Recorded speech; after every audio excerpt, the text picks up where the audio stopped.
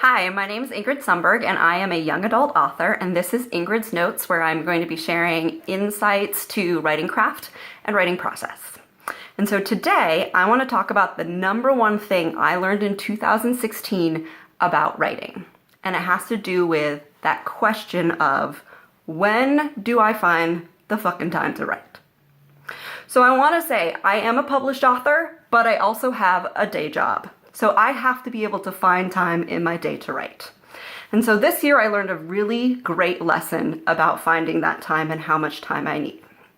So when I write, I keep a time sheet, which is where all I do is have a document in Word, and I write in the time I started, the time I finished, how many hours that was, how many words I actually wrote during that time, and then notes about what project it was, if I was outlining, if I was drafting, etc.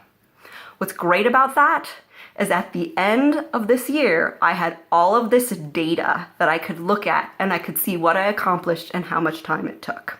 So here's the great cool stuff that I learned about 2016. So in 2016, I wrote a total of 368 hours, which you might notice is actually really close to the amount of days per year, meaning there's 365 days.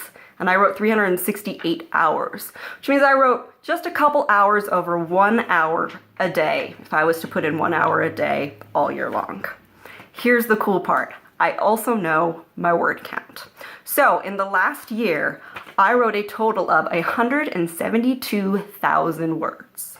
Now for context, my book, All We Left Behind, is 84,000 words. So in the last year, I have wrote the equivalent of 2 whole novels. Holy shit, that's awesome. And I did it only writing 1 hour a day. In addition to that, I also wrote 3 full novel outlines. So 2 novel drafts, 3 novel outlines, 1 hour a day. That's pretty fucking awesome. So my point is, and what I've learned, is with just 1 hour a day, I can get a whole lot of work done. So my question to you is, can you find 1 hour a day to write? Can you write during your lunch break? Or turn off social media and write for half an hour? Or avoid watching that extra episode of The Vampire Diaries and write for that hour instead? I know that might be hard. I freaking love The Vampire Diaries, and it would be hard for me not to hit the Netflix button again and watch the next episode. But here's a great idea. What if, whatever show you want to binge, you make a rule?